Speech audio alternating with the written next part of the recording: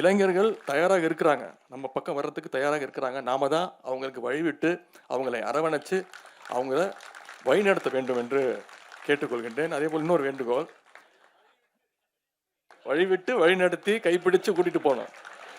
நேற்று திரு Rajinikanth, super star Rajinikanth அவர் பேசும்பொழுது எதற்கு தெரியுமா மிகுந்த அதிகமான கைத்தட்டல்? நீங்கள் கேள்விப்பட்டிருப்பீங்க, நான் சொல்லக்கூடாது.